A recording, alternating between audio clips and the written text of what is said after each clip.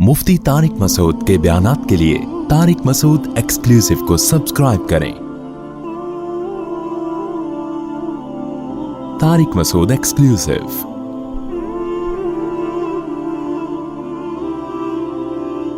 कि अल्लाह मियाँ ने ये जो रमज़ान का हमें दिया है ना, ये भी बड़ा ख़ानदानी हुक्म है। ये भी लगता है कि ये अल्लाह ही का बनाया हुआ कानून है, किसी इंसान का बनाया हुआ कानून नहीं हो सकता। एक दौर तक हम सुनते रहे, मैं बचपन में डॉक्टरों से सुना करता था कि हमें हर थोड़ी थोड़ी देर में ना कुछ खाना चाहिए, एकदम पेट भर के नहीं खाना चाहिए।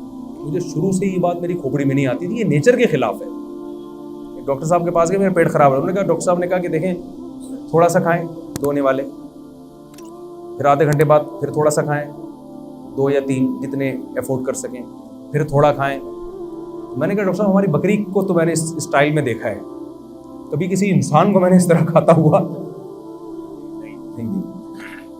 अगर ये नेचुरल होता तो सबसे पहले मोहम्मद सल्लल्लाहु अलैहि वसल्लम का तरीका होता, जो अल्लाह के पैगंबर थे। आपका कोई काम नेचर के खिलाफ नहीं था। वहाँ तो 2 खाने मिलते, नाश्ता भी नहीं मिलता हमें। बुक रहता हूँ आशिया।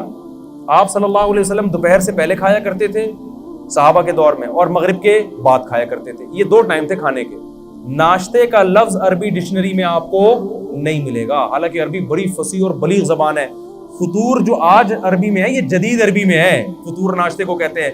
कदीम अरबी में नाश्ते का लफ्ज बोले नहीं, बल्कि मैं और आपकी जनरल नॉलेज के लिए एक बात बताऊं, अंग्रेज के बर्रे सगीर में आने से पहले आपको अपने बाप दादा की डिक्शनरी में भी नाश्ते का लफ्ज नहीं मिलेगा। ये अंग्रेजों ने नाश्ता मुतारिफ करवाया है। समझ में आ रही है बात कि नहीं आ रही है? तो ये था ही नहीं, ये मुसलमानों में आया गोरों के आने के बाद है। चाय भी, सिगरेट भी, गुटके भी, पान भी, ये सारी चीजें ये अंग्रेजों के आने के बाद आई हैं। वरना मुसलमान कल्चर इन तमाम चीजों से क्या था, पाक था। वो जानते ही नहीं थे ये क्या होगा। तो चाय पिए ना, मैं भी पीता हूं, मैं ये नहीं कि छोड़ दें आप, ये पिए ना पिए वो आपका हेडेक है। बताने का मकसद ये कि ये सारी चीजें ये बाद में आई हैं, ये हमारा कल्चर नहीं है। तो उनमें नाश्ता भी बाद में आया है। 2 टाइम का खाना है। अब सुना है डॉक्टर यही कह रहे हैं कि 2 टाइम खाया करो, तमीज का खाना यही होता है 2 टाइम। वल्लाहु आलम, कि डॉक्टरों की फील्ड है कि डॉक्टर साहब से ही पूछें आप। तो अब आपको पता है मुस्लिम फास्टिंग के नाम पे एक बड़ी तहरीक चल रही है डॉक्टरों की तरफ से। 16-16 घंटे की फास्टिंग, खास तौर पर जिनके वेट ज्यादा हैं। ज्यादातर तो उनके वेट क्या है, ज्यादा ही है ना मेरा ख्याल। मैंने बहुत कम लोग देखे कोलेस्ट्रॉल की कमी हो जिनमें, ऐसे बहुत देखे। अच्छा, आप जितने लोग मर रहे हैं, मुझे एक बात बताओ, कोई डॉक्टर साहब बैठे हैं तो उनसे पूछिएगा, कोई एक बंदा दिखाएं अस्पताल में जो खुराक की कमी से मर रहा हो? कोई है ऐसा बंदा? कितनी महंगाई हो जाए, कितनी गुर्बत हो जाए, डॉलर कितना ही ऊपर चला जाए, फिर भी भूख से मरने वालों का रेशो हमारे सोसाइटी में कम है, खा के मरने वालों का रेशो। तो हमें जो हुक्म दिया है ना, उसमें रूहानी क़ुव्वत बाद में है, हमारे जिस्म और बॉडी का फ़ायदा पहले। उलमा एक ज़बरदस्त बात कहते हैं कि माल की ज़कात पैसा है, बॉडी की ज़कात क्या है? बोलें, रोज़ा। जैसे माल की ज़कात देने से हदीस में आता है कि ये मैल कुचैल है जो आपके माल से निकल जाता है, तो इसी तरह बॉडी की ज़कात से भी आपकी बॉडी का मैल कुचैल क्या होता है, रोज़े के ज़रिए निकल जाता है। ये अल्लाह की बहुत बड़ी हम पर नेमत और रहमत है। और इसमें ये तो जिस्मानी फ़ायदा है, रूहानी फ़ायदा क्या है, ये बहुत अहम है। कुरान क्या कहता है, लअल्लकुम तत्तकून, ऐ ईमान वालों तुम पे रोज़े फ़र्ज़ किए गए ताकि तुम्हारे अंदर तक़वा पैदा हो। तक़वा अरबी में कहते हैं बचने को। देखें, आज कामयाबी इसे समझा जाता है कि आपकी सारी ख्वाहिशात पूरी हो जाएंगी। ये बहुत बड़ी भूल है। जिन लोगों की सारी ख्वाहिशात पूरी होती हैं वो डिप्रेशन के मरीज बनते हैं, और बिल आखिर वो खुदकुशी की तरफ उनकी तबीयत माइल होती है। इंसान की बॉडी को अल्लाह ने ऐसा बनाया है कि एक ख्वाहिश पूरी हुई, वो 4 ख्वाहिशें पैदा करके ख़त्म होती है। फिर वो 4 ख्वाहिशें पूरी हुई तो ऐसा नहीं कि इत्मीनान हो जाए, वो 4000 ख्वाहिशें पैदा हो चुकी होती हैं। मा क़ज़ा अहदुम मिन्हा लुबानतहु वलन तहा अरबुन इल्ला इला अरबी।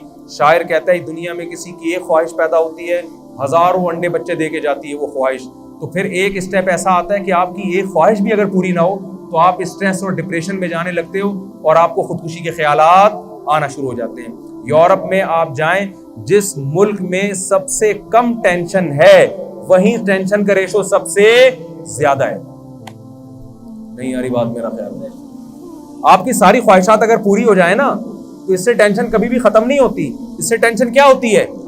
کیونکہ آپ میں مزید خواہشات جنم لیتی ہیں اور آپ کے اندر جو ریزسٹنٹ پاور ہے نا خواہشات پہ کنٹرول کرنے کی، اپنی منمانی زندگی کے خلاف چلنے کی، وہ صلاحیت آپ کے اندر ختم ہو جاتی ہے. روزہ آپ میں یہ کوالٹی پیدا کرتا ہے کہ آپ کی چاہتوں کے خلاف چلنے پر آپ کو مجبور کرتا ہے، جس سے آپ کے اندر اپنی خواہشات کو کنٹرول کرنے کی صلاحیت پیدا ہوتی ہے. کیونکہ انسان کی جو سب سے بڑی اور نیچرل خواہش ہے نا، جسے ہر شخص بلکہ ہر جانور بھی پورا کرنا چاہتا ہے، وہ ہے کھانا اور پینا. ہر چیز انسان سے برداشت ہوتی ہے، کھانے اور پینے کی چاہت پہ کنٹرول کرنا انسان سے برداشت نہیں ہوتا.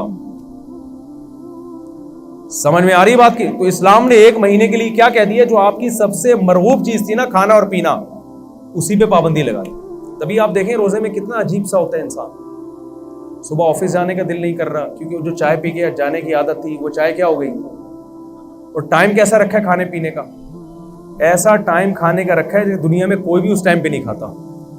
یعنی اللہ میاں نے اجازت دے بھی دی نا کھانے کی تو ایک سحری کے ٹائم پہ کھاؤ.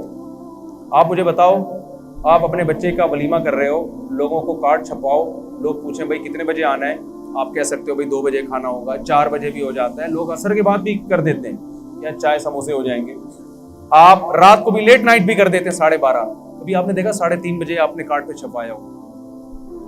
یہ ہمارے بچے کی شادی ہے، ولیمہ ہے، اور ٹائم کیا ہے صبح. تو آپ کہو گے بھائی آپ کھاؤ، آپ کا بچہ کھائے، ہم اپنے گھر میں عزت کے ساتھ سو رہے. کتنی ٹینشن دے دی اللہ تعالیٰ نے کہ کھانے کی ٹائمنگ ایسی رکھی ہے کہ دنیا میں کوئی بھی اس ٹائم پہ کھاتا نہیں ہے، تاکہ یہ اپنی خواہشات کے خلاف چلے. 1 مہینہ کی یہ ٹریننگ ہے. اور ایک گورے نے بتایا، ہمارے ایک ریلیٹیو، گورے نے پوچھا نا تم روزہ کیوں رکھتے ہو؟ انہوں نے کہا کہ یار پوری دنیا کے مسلمان رکھتے ہیں. اس نے کہا یار یہ عقل سے بالاتر ہے کہ اتنی ٹینشن کروڑوں لوگ 1 مہینے تک، جبکہ گورنمنٹ کی طرف سے کوئی لا بھی نہیں ہے، اس پر عمل کیسے کر لیتے ہیں؟ میں آپ کو دعوے سے کہتا ہوں اگر اسلام یہ حکم نہ دیتا نا اور یونائٹڈ نیشن کی طرف سے لا پاس ہو جاتا کہ پوری دنیا میں صرف 1 کروڑ لوگ 1 مہینہ بھوکے رہیں گے، میں کہتا ہوں 1 کروڑ تو دور کی بات، 1 لاکھ بھی اس قانون پہ عمل نہ کرتے، چاہے کتنے انعامات لگا دیتے. یہ آسان کام نہیں ہے. یہ محمد صلی اللہ علیہ وسلم کی صداقت کا پر لوگوں کو اطمینان ہے کہ آپ نے جو آرڈر دیا یہ آرڈر کس کی طرف سے ہے؟ خدا کی طرف سے. تو یہ جب تک اللہ کا کانسیپٹ نہ ہوتا اور اللہ کے اجر کا تصور نہ ہوتا، کروڑوں لوگوں کا 1 مہینے تک اپنے لائف اسٹائل کو چینج کر دینا یہ ممکن نہیں تھا. ایسا آرگنائز ہونا ممکن ہی نہیں تھا. تو رمضان خود اسلام کے اور محمد صلی اللہ علیہ وسلم کے برحق ہونے کی ایک بہت بڑی دلیل ہے. اب آخری بات یہ کہ اللہ نے ہمیں ہماری خواہشات پہ جو کنٹرول کروایا ہے رمضان میں، اس کی حکمت اللہ نے بیان کی تاکہ تمہارے اندر برائیوں سے بچنے کی صلاحیت پیدا ہو جائے. لیکن افسوس کے ساتھ یہ کہنا پڑتا ہے کہ جیسے ہم رمضان سے پہلے ہوتے ہیں، رمضان کے بعد بھی بالکل ایز اٹ از اسی طرح ہوتے ہیں. 1.001% بھی ہم میں چینجنگ نہیں آتی. اس کی وجہ یہ ہے کہ ہم رمضان کو رمضان سمجھ کے اور اس کی حکمتوں کو سامنے رکھ کے گزارتے نہیں. تو اس رمضان میں میں اور آپ یہ ارادہ کر لیں کہ ہم ٹریننگ کی نیت سے انشاءاللہ اس رمضان کو گزاریں گے. ہم کہیں گے اے اللہ جو چیزیں حلال تھیں اور انتہائی مرغوب تھیں، ہم جب تیری خاطر اس کو چھوڑ رہے ہیں تو ہم یہ پریکٹس اس نیت سے کر رہے ہیں تاکہ جو چیزیں حرام ہیں اور ان کا چھوڑنا روٹی چھوڑنے سے آسان بھی ہے، ہم پورے سال ان حرام چیزوں سے انشاءاللہ بچنے کی کوشش کریں گے. اس نیت سے رمضان آپ گزاریں گے تو انشاءاللہ رمضان آپ کی زندگی میں چینجنگ لے کر آئے گا. اور اگر یہ نیت نہیں کریں گے تو روزے تو آپ کے انشاءاللہ ہو جائیں گے، لیکن جو روزوں کا مقصد ہے وہ حاصل نہیں ہوگا. کولیسٹرول کم نہیں ہوگا، باقی مقصد کہاں سے حاصل ہوں گے؟ دیکھیں فاسٹنگ سے ہی ہوتا ہے نا، آپ نتھر جاتے ہیں لیکن رمضان میں نہیں نتھرتے. اس کی وجہ یہ ہے کہ جو آپ نے صبح سے لے کے شام تک پرہیز کیا ہے، وہ افطاری میں جو کھانے کی اسپیڈ اور جس قسم کی چیزیں کھائی جا رہی ہوتی ہیں، تو رمضان میں جو مادی حکمتیں ہیں ان حکمتوں کی ایسی کی تیسی ہو جاتی ہے. تو جیسے مادی حکمتوں کی پکوڑے کھانے اور سموسے کھانے سے ایسی کی تیسی ہوتی ہے، روحانی حکمتوں کی ایسی کی تیسی اس سے بھی زیادہ ہوتی ہے. تو ہم نے مادی طور پہ بھی اپنے آپ کو پہ کنٹرول کرنا ہے اور روحانی طور پہ بھی اپنے آپ پہ کنٹرول کرنے کی کوشش کرنی ہے. اللہ تعالیٰ سے دعا ہے جو کچھ کہا سنا اس میں کمی کوتاہی اللہ معاف فرمائے، اور جو صحیح باتیں ہوئی اللہ اس پہ ہم سب کو عمل کرنے کی توفیق عطا فرمائے. وما علینا الا البلاغ. کوئی سوال ہو بھائی 5 منٹ ہے، کسی کے پاس ذہن میں کوئی سوال ہو پوچھ سکتے ہیں.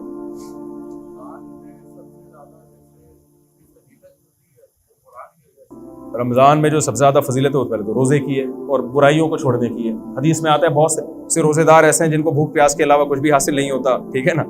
تو کیا مطلب یہ وہ روزے دار ہیں جو روزہ رکھ کے بھی برائیاں نہیں چھوڑتے. ہاں قرآن کی دیکھیں کچھ عبادتیں رمضان کے ساتھ خاص ہیں، وہ تو پورے سال ہیں لیکن رمضان میں ان کا ثواب زیادہ ہے. ایک تو روزہ ہے، دوسرا صدقات و خیرات اور تلاوت. حدیث میں آتا ہے رسول اللہ صلی اللہ علیہ وسلم رمضان میں سخاوت کا دریا بن جایا کرتے تھے، بہت زیادہ سخاوت تھی رمضان میں، اور تلاوت بہت زیادہ کیا کرتے تھے. تو یہ 2 چیزوں کو رمضان میں زیادہ فوکس کرنا چاہیے. تبھی تراویح ہے، تراویح بھی اسی وجہ سے ہے نا کہ تاکہ ہم قرآن سنیں اور سنیں.